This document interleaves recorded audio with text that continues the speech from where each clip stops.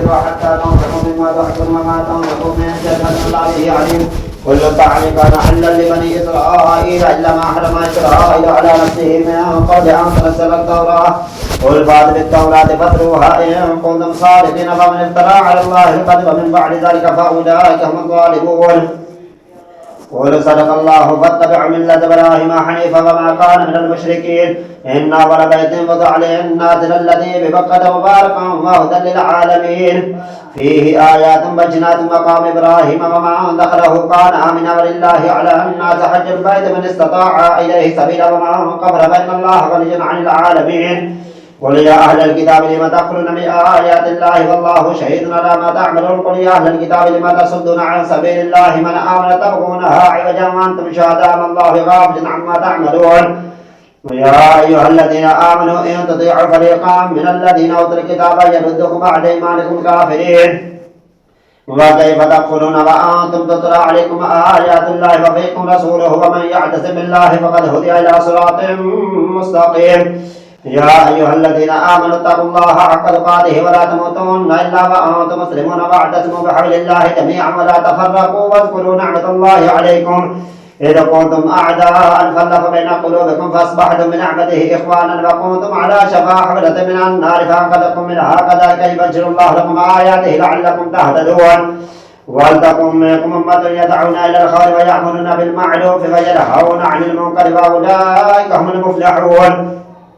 ولا تكونوا كالذين تفرقوا واختلفوا من بعد ما جاءهم البينات وأولئك لهم عذاب عظيم. يوم تبيض وجوههم وتسود وجوههم فأما الذين اسودت وجوههم كفرتم بعد إيمانكم فذوقوا العذاب بما كنتم تكفرون. وأما الذين ابيضت وجوههم ففي رحمة الله فيها خالدون. تلك آيات الله نتلوها عليكم بالحق وما الله يريد ظلما للعالمين. ولله ما في السماوات وما في الأرض وإلى الله ترجع الأمور. كنتم خير أمة أخرجت للناس تأمرون بالمعروف وتنهون عن المنكر وتؤمنون بالله. ولو آمن أهل الكتاب لكان خيرا لهم منهم المؤمنون وأكثرهم الفاسقون. لن يضركم إلا أذى من يقاتلكم يولكم الأدبار ثم لا ينصرون. ضربت عليهم الذلة أينما ثقفوا إلا بحبل من الله وحبل من الناس وباءوا بغضب من الله وضربت عليهم المسكنة ذلك بأنهم كانوا يكفرون بآيات الله ويقتلون الأنبياء بغير حق ذلك بما عصوا وكانوا يعتدون. ليسوا سواء من أهل الكتاب أمة قائمة يتلون آيات الله آناء الليل هم يسجدون يؤمنون بالله واليوم الآخر ويأمرون بالمعروف وينهون عن المنكر ويسارعون في الخيرات وأولئك من الصالحين. وما يفعل من خير فلن يغفره والله عليم بالمتقين. إن الذين كفروا لن تغني عنهم أموالهم ولا أولادهم من الله شيئا وأولئك أصحاب النار هم فيها خالدون. مثل ما ينفقون في هذه الحياة الدنيا كمثل ريح فيها صر أصابت حرث قوم ظلموا أنفسهم فأهلكت وما ظلمهم الله ولكن كانوا أنفسهم يظلمون. يا أيها الذين آمنوا لا تتخذوا بطانة من دونكم لا يعلمكم خبالا ودوا ما عنتم قد بدت البغضاء من أفواههم وما تخفي صدورهم أكبر قد بينا لكم الآيات إن كنتم تعقلون. أنتم لا تحبونهم ولا يحبونكم وتؤمنون بالكتاب كله وإذا لاقوكم قالوا آمنا وإذا خلوا عدوا عليكم الأنامل من الغيظ قل موت بغيظكم إن الله عليم بذات الصدور. إن تمسسكم حسرة تسوهم وإن تصبكم سيئة يفرحوا بها وإن تصبروا وتتقوا لا يضركم كيدهم شيئا إن الله بما يعملون محيط. وإذ غدوت من أهلك تبوأ المؤمنين مقاعد للقتال والله سميع عليم. إذ همت طائفتان منكم أن تفشلا الله ولجمع وعلى الله فليتوكل المؤمنون. ولقد نصركم الله ببدر وأنتم أذلة فاتقوا الله لعلكم تشكرون. إذ تقول للمؤمنين ألن يكفيكم أن يمدكم ربكم ب3,000 من الملائكة منزلين بلى إن تصبروا وتتقوا ويأتوكم من فورهم هذا يمددكم ربكم ب5,000 من الملائكة مسومين. وما جعله الله إلا بشرى لكم ولتطمئن قلوبكم به وما النصر إلا من عند الله العزيز الحكيم. ليقطع طرفا من الذين كفروا أو يقبضهم فينقلبوا خائبين ليس لك من الأمر شيء أو يتوب عليهم أو يعذبنهم ظالمون. ولله ما في السماوات وما في الأرض يغفر لمن يشاء ويعذب من يشاء والله غفور رحيم. يا أيها الذين آمنوا لا تأكلوا الربا ضعفا مضاعفا واتقوا الله لعلكم تفلحون واتقوا النار التي أعدت للكافرين وأطيعوا الله ورسوله لعلكم ترحمون وسارعوا إلى مغفرة من ربكم وجنة عرضها السماوات والأرض أعدت للمتقين الذين ينفقون في السراء والضراء والكاظمين الغيظ والعافين عن الناس والله يحب المحسنين والذين إذا فعلوا فاحشة أو ظلموا أنفسهم ذكروا الله فاستغفروا لذنوبهم ومن يغفر الذنوب إلا الله ولم يصروا على ما فعلوا وهم يعلمون أولئك جزاؤهم مغفرة من ربهم وجنات تجري من تحتها الأنهار خالدين فيها أبدا لهم فيها خالدين فيها أبدا لهم فيها أزواج مطهرة وندخلهم نعم أجر العاملين خالدين فيها نعم أجر العاملين خالدين فيها ونعم أجر العاملين قد خلت من قبلكم سننا فسيروا في الأرض فانظروا كيف كان عقبة المكذبين إن تحرص على هداهم فإن الله لا يهدي من يضل وما لهم من ناصرين وأقسموا بالله جهد أيمانهم لأن جاءهم نذير لا يقولون أحد أحد الأمم فلما جاءهم نذير ما زال إلا الفورا استكبارا قد خلت من قبلكم سننا فسيروا في الأرض فانظروا كيف كان عقبة المكذبين إن تحرص على هداهم فإن الله لا يهدي من يضل وما لهم من ناصرين وأقسموا بالله جهد أيمانهم لئن جاءهم نذير لا يقولن أهدى من أحد الأمم فلما جاءهم نذير ما زال إلا نفورا استكبارا في الأرض ومكر السيء لا يحيق المكر السيء إلا بحاله فهل ينظر إلا سنة الأولين فلا تجد لسنة الله تبديلا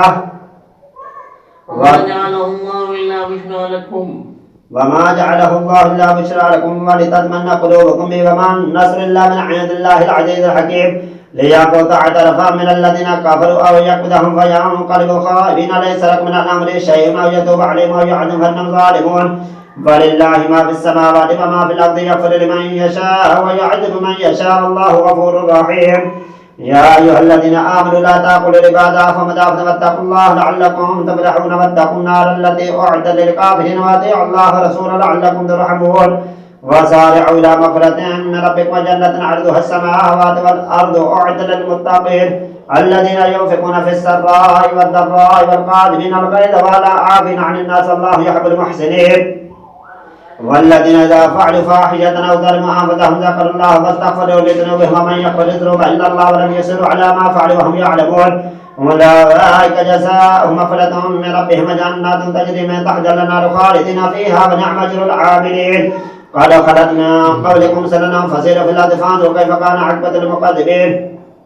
إن تحرص على هداهم فإن الله لا يهدي من يضل وما لهم من ناصر إن تمسسكم حسنة تسوءهم وإن تصبكم سيئة يفرحوا بها وإن تصبروا وتتقوا لا يضركم كيدهم إن الله ما يعبدون وحيد وما محمد إلا رسول قد خلت من قبله الرسل أفإن مات أو قتل انقلبتم على أعقابكم ومن ينقلب على عقبيه فلن يضر الله شيئا وسيجزي الله الشاكرين وما كان لنفس أن تموت إلا بإذن الله كتابا مؤجلا ومن يرد ثواب الدنيا نؤت منها ومن يرد ثواب الآخرة نؤت منها وسنجزي الشاكرين وكأي من نبي قاتل معه ربيون كثير فما وهن ما أصابهم في سبيل الله وما ضعفوا وما استقاموا والله يحب الصابرين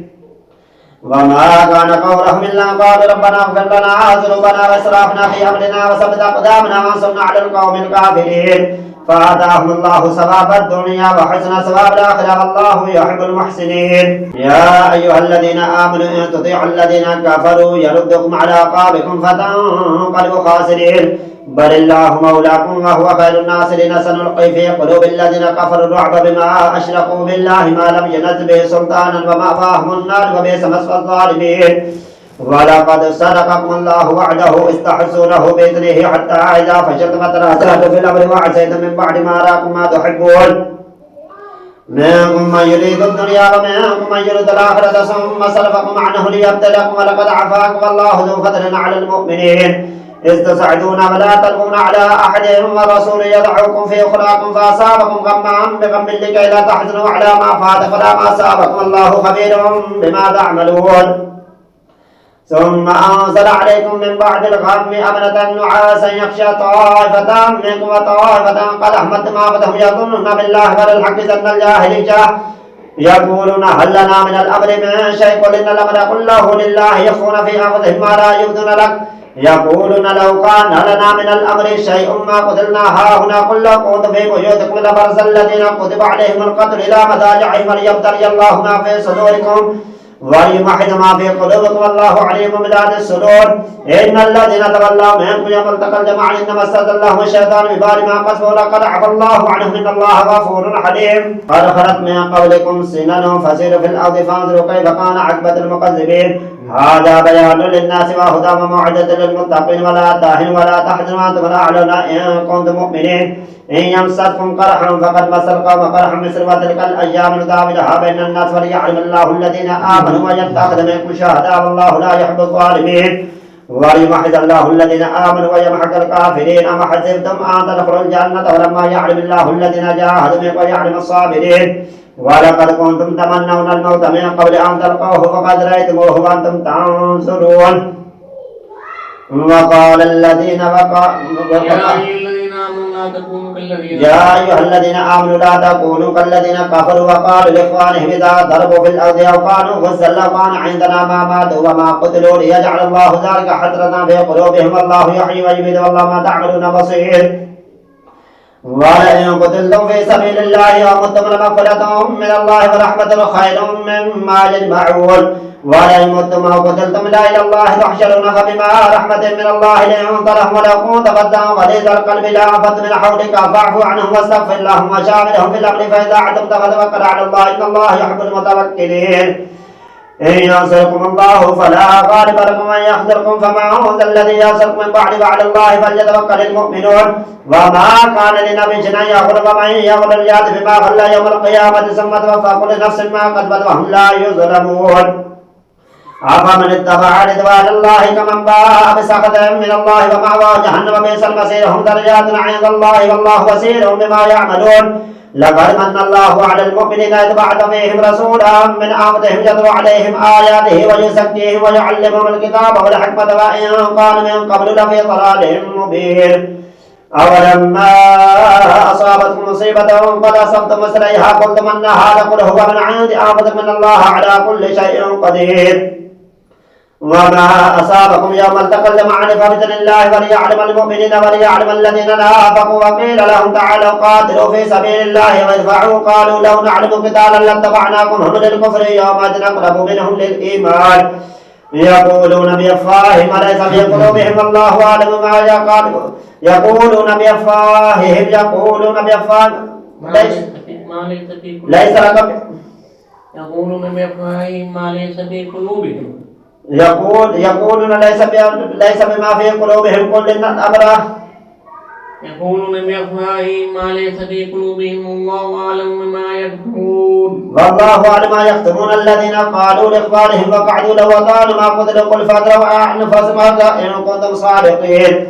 ولا تحسبن الذين قتلوا في سبيل الله أمواتا بل أحياء عند ربهم يرزقون فرحين بما آتاهم الله من فضله ويستبشرون بالذين لم يلحقوا بهم من خلفهم الله خوف عليهم ولا هم يحزنون يستبشرون بنعمة من الله وفضل وأن الله لا يضيع أجر المؤمنين الذين استجابوا لله ورسوله من بعد ما أصابهم القرح للذين أحسنوا منهم واتقوا أجر عظيم الذين قال لهم الناس إن الناس قد جمعوا لكم فاخشوهم فزادهم إيمانا وقالوا حسبنا الله ونعم الوكيل فانقلبوا بنعمة من الله وفضل لم يمسسهم سوء واتبعوا رضوان الله والله ذو فضل عظيم إنما ذلكم الشيطان يخفف أولياءه فلا تخافوهم وخافوا إن كنتم مؤمنين ولا يحزنك الذين يسارعون في الكفر إنهم لن يضروا الله شيئا يريد الله ألا يجعل لهم حظا في الآخرة ولهم عذاب عظيم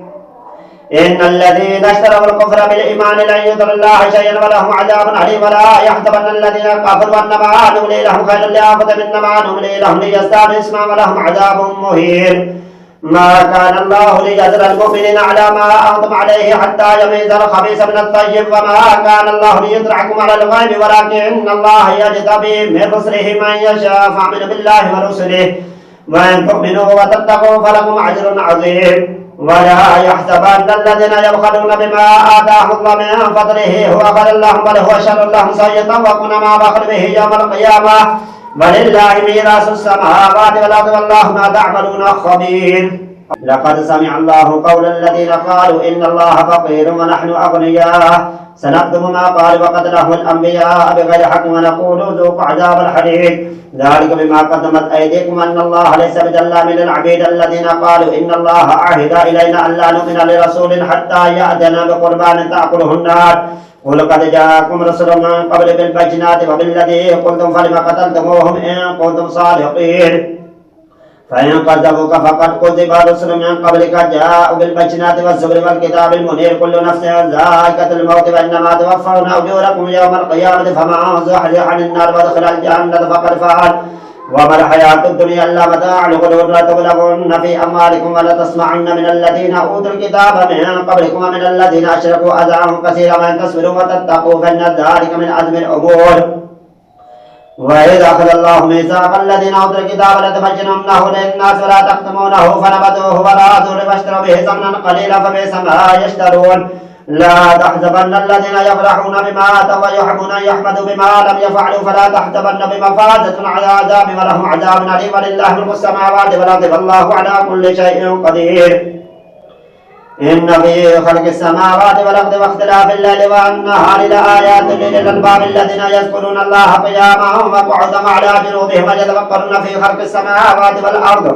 ربنا ما خلقت هذا باطلا سبحانك فقنا عذاب النار ربنا إنك ما تدخل النار فقد أخزيته وما للظالمين من أنصار ربنا إننا سمعنا مناديا ينادي للإيمان أن آمنوا بربكم فآمنا ربنا فاغفر لنا ذنوبنا وكفر عنا سيئاتنا وتوفنا مع الأبرار ربنا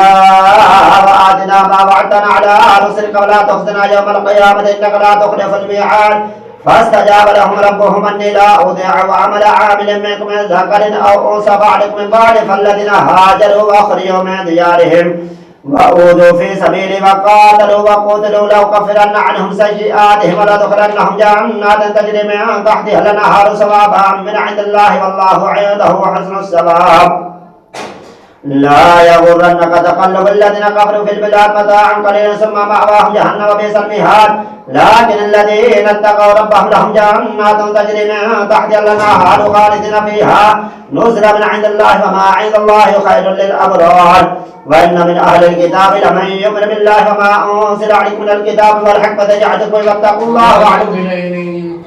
نزلا من عند الله وما عند الله خير للأبرار وإن من أهل الكتاب لمن يؤمن بالله وما أنزل عليكم وما أنزل عليهم خاشعين لله لا يشترون بآيات الله ثمنا قليلا أولئك لهم أجرهم عند ربهم إن الله سريع الحساب يا أيها الذين آمنوا اصبروا وصابروا ورابطوا واتقوا الله لعلكم تفلحون يا أيها الناس اتقوا ربكم الذي خلقكم من نفس واحدة وخلق منها زوجها وبث منهما رجالا كثيرا ونساء واتقوا الله الذي تساءلون به والأرحام إن الله كان عليكم رقيبا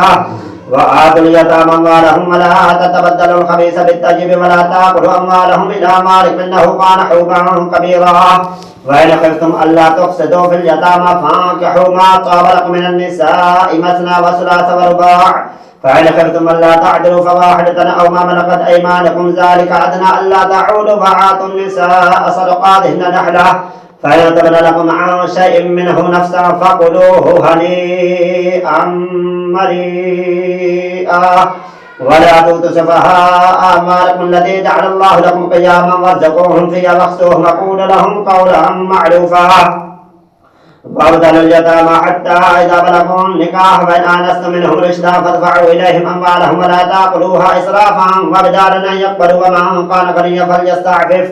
ومن كان فقيرا فليأكل بالمعروف فإذا دفعتم إليهم أموالهم فاشهدوا عليهم وكفى بالله حسيبا للرجال نصيب مما ترك الوالدان والأقربون وللنساء نصيب مما ترك الوالدان والأقربون مما قل منه أو كسر نصيبا مفروضا وإذا حضر القسمة على القربى واليتامى والمساكين فارزقوهم منه وقولوا لهم قولا معروفا وليخشى الذين لو تركوا من خلفهم ذرية ضعافا خافوا عليهم فليتقوا الله وليقولوا قولا سديدا يصلح لكم أعمالكم الذين يأكلون إن الذين يأكلون أموال اليتامى إن الذين يأكلون أموال اليتامى ظلما إنما يأكلون في بطونهم نارا وسيصلون سعيرا. يوصيكم الله في أولادكم للذكر مثل حظ الأنثيين فإن كن نساء فوق سنتين فلهن ثلث ما ترك وإن كانت واحدة فلها النصف ولأبويه لكل واحد منهما السدس مما ترك إن كان له ولد فإن لم يكن له ولد وورثه أبواه فلأمه الثلث فإن كان له إخوة فلأمه الثلث من بعد وصية يوصي بها أو دين. آباؤكم وأبناؤكم لا تدرون أيهم أقرب لكم نفعا فريضة من الله إن الله كان عليما حكيما. ولكم نصف ما ترك أزواجكم إن لم يكن لهن ولد فإن كان لهن ولد فلكم ربع مما تركن من بعد وصية يوصين بها أو دين. ولهن ربع مما تركتم إن لم يكن لكم ولد فإن كان لكم ولد فلهن نصف مما تركتم من بعد وصية توصون بها أو دين. وإن كان رجل يورث كلالة أو امرأة وله أخ أو أخت فلكل واحد منهما السدس فإن كانوا أكثر من ذلك فهم شركاء في الثلث من بعد وصية يوصى بها أو دين غير مضار وصية من الله والله عليم حليم. تلك حدود الله ومن يطع الله ورسوله يدخله جنات تجري من تحتها الأنهار خالدين فيها وذلك الفوز العظيم. ومن يعص الله ورسوله ويتعد حدوده يدخل نارا خالدا فيها وله عذاب مهين. واللاتي يأتين الفاحشة من نسائكم فاستشهدوا عليهن 4 منكم فإن شهدوا فامسكوهن في البيوت حتى يتوفاهن الموت أو يجعل الله لهن سبيلا. واللذان يأتيانها منكم فاعذوهما فإن تابا وأصلحا فأعرضوا عنهما إن الله كان توابا رحيما. إنما التوبة على الله للذين يعملون السوء بجهالة ثم يتوبون من قريب فأولئك يتوب الله عليهم كان الله عليما حكيما. وليس التوبة للذين يعملون السيئات حتى إذا حضر أحدهم الموت قال إني تبت الآن وللذين يموتون وهم كفار أولئك أعتدنا لهم عذابا أليما.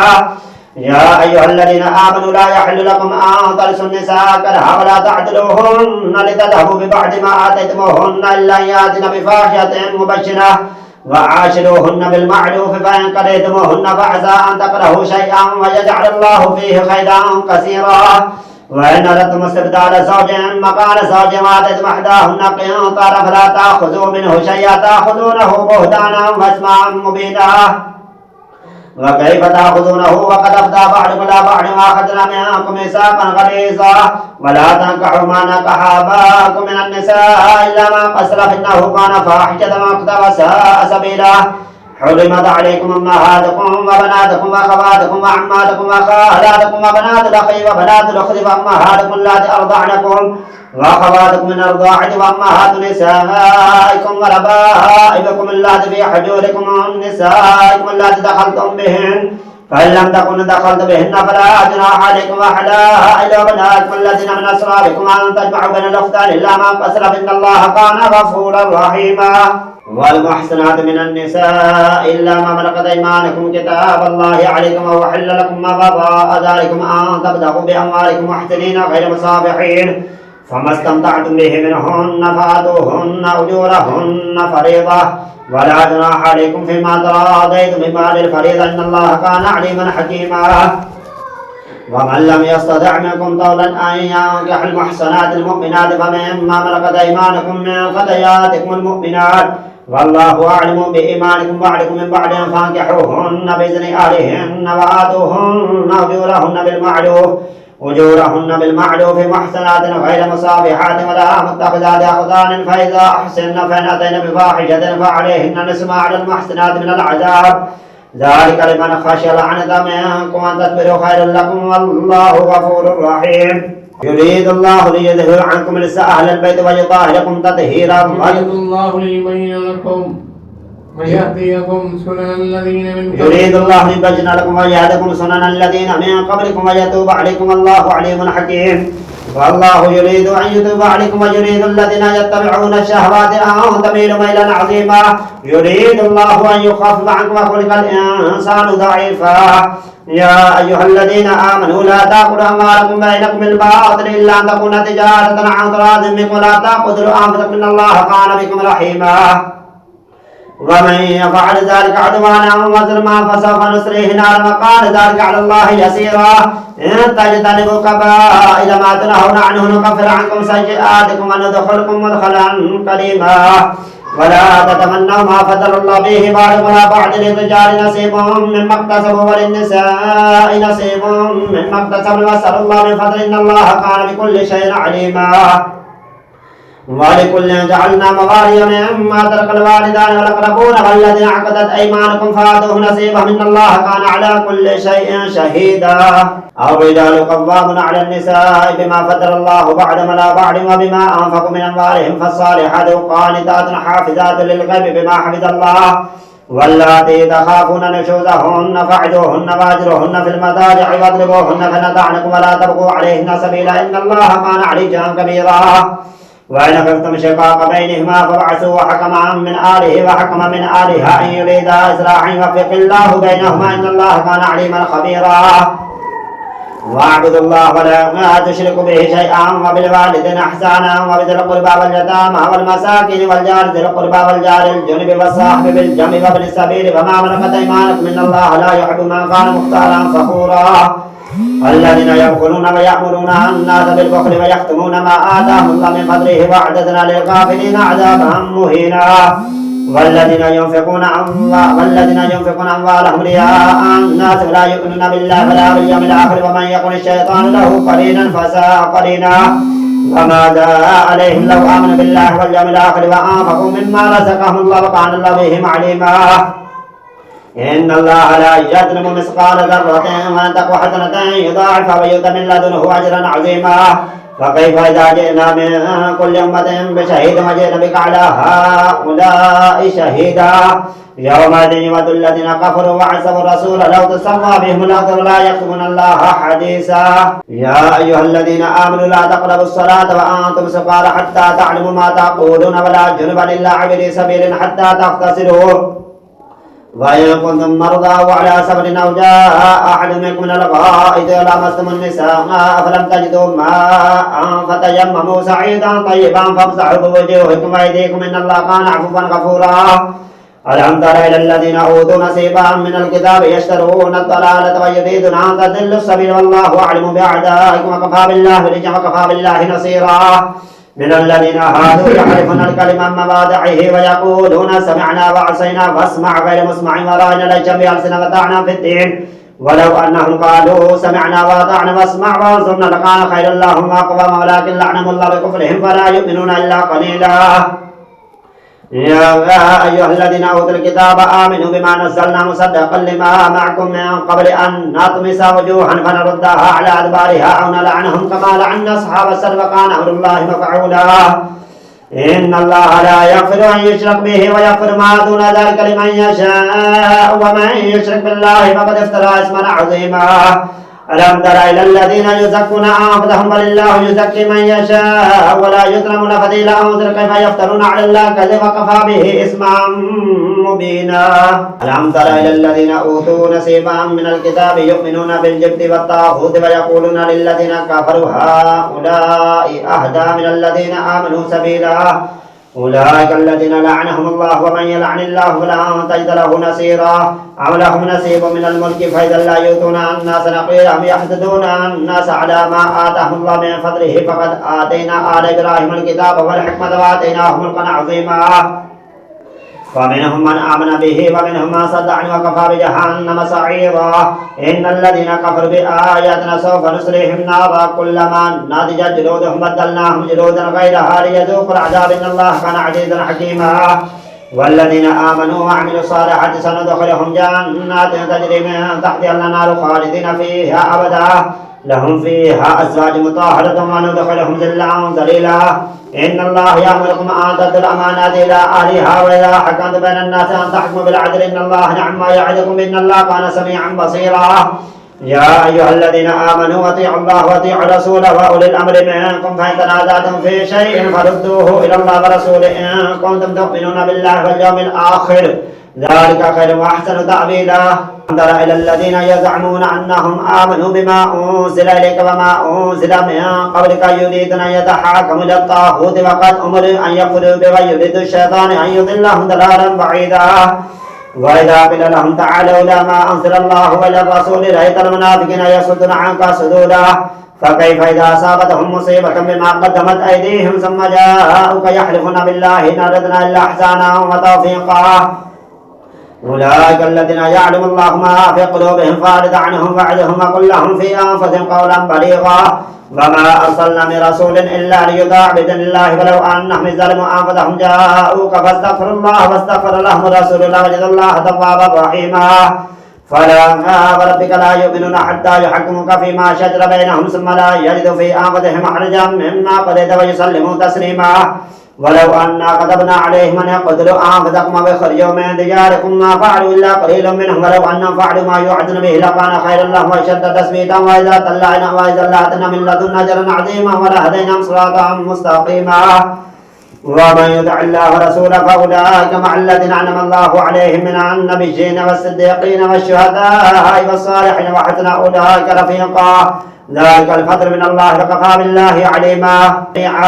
وإن منكم من ليبطئن فإن أصابتكم مصيبة قال قد أنعم الله علي إذ لم أكن معهم شهيدا. ولن أصابكم فضل من الله ليقولن قد لم تكن بينكم وبينهم مودة يا ليتني كنت معهم فأفوز فوزا عظيما. فليقاتل في سبيل الله الذين يشرون الحياة الدنيا بالآخرة ومن يقاتل في سبيل الله فيقتل أو يغلب فسوف نؤتيه أجرا عظيما. وما لكم لا تقاتلون في سبيل الله والمستضعفين من الرجال والنساء والولدان الذين يقولون ربنا أخرجنا من هذه القرية الظالم أهلها واجعل لنا من لدنك وليا واجعل لنا من لدنك نصيرا. الذين آمنوا يقاتلون في سبيل الله والذين كفروا يقاتلون في سبيل الطاغوت فقاتلوا أولياء الشيطان إن كيد الشيطان كان ضعيفا. ألم تر إلى الذين قيل لهم كفوا أيديكم وأقيموا الصلاة وآتوا الزكاة فلما كتب عليهم القتال إذا فريق منهم يخشون الناس كخشية الله أو أشد خشية وقالوا ربنا لم كتبت علينا القتال لولا أخرتنا إلى أجل قريب قل متاع الدنيا قليل والآخرة خير لمن اتقى ولا تظلمون فتيلا. أينما تكونوا يدرككم الموت ولو كنتم في بروج مشيدة وإن تصبهم حسنة يقول هذه من عند الله وإن تصبهم سيئة يقول هذه من عندك قل كل من عند الله فما لهؤلاء القوم لا يكادون يفقهون حديثا. ما أصابك من حسنة فمن الله وما أصابك من سيئة فمن نفسك وأرسلناك للناس رسولا وكفى بالله شهيدا. من يطع الرسول فقد أطاع الله ومن تولى فما أرسلناك عليهم حفيظا ويقولون طاعة فإذا برزوا من عندك بيت طائفة منهم غير الذي تقول والله يقدم ما يبشرون فأعرض عنه وتوكل على الله وكفى بالله وكيلا. أفلا يتدبرون القرآن ولو كان من عند غير الله لوجدوا فيه اختلافا كثيرا. وإذا جاءهم أمر من الأمن والخوف أذاعوا به ولو ردوه إلى الرسول وإلى أولي الأمر منهم لعلمه الذين يستنبطون منهم ولولا فضل الله عليكم ورحمته لاتبعتم الشيطان إلا قليلا. فقاتل في سبيل الله لا تكلف إلا نفسك وحرث المؤمنين عسى الله أن يكف بأس الذين كفروا والله شد بأس وشد تنكيلا. من يشفع شفاعة حسنة يكن له نصيب منها ومن يشفع شفاعة سيئة يكن له قبل منها وكان الله على كل شيء مقيتا. وإذا حييتم بضحية فحيوا بأحسن منها أو ردوا أن الله كان على كل شيء حسيبا. الله لا إله إلا هو ليجمعنكم إلى يوم القيامة لا ريب فيه ومن أصدق من الله حديثا. فما لكم في المنافقين فئتين والله أركسهم بما كسبوا أتريدون أن تهدوا من أضل الله ومن يضلل الله فلن تجد له سبيلا. ودوا لو تكفرون كما كفروا فتكونون سواء فلا تتخذوا منهم أولياء حتى يهاجروا في سبيل الله فإن تولوا فخذوهم وقتلوهم حيث وجدتموهم ولا تتخذوا منهم وليا ولا نصيرا إلا الذين يصلون إلى قوم بينكم وبينهم ميثاق أو جاءوكم حسرت صدورهم أن يقاتلوكم ويقاتلوا قومهم ولو شاء الله لسلطهم عليكم فلقاتلوكم فإن اعتزلوكم فلم يقاتلوكم والقوا إليكم السلام فما جعل الله لكم عليهم سبيلا. ستجدون آخرين يريدون أن يأمنوكم ويأمنوا قومهم كلما ردوا إلى الفتنة أركسوا فيها فإن لم يعتزلوكم ويلقوا إليكم السلام ويكفوا أيديهم فخذوهم واقتلوهم حيث ثقفتموهم وأولئك جعلنا لكم عليهم سلطانا مبينا. الله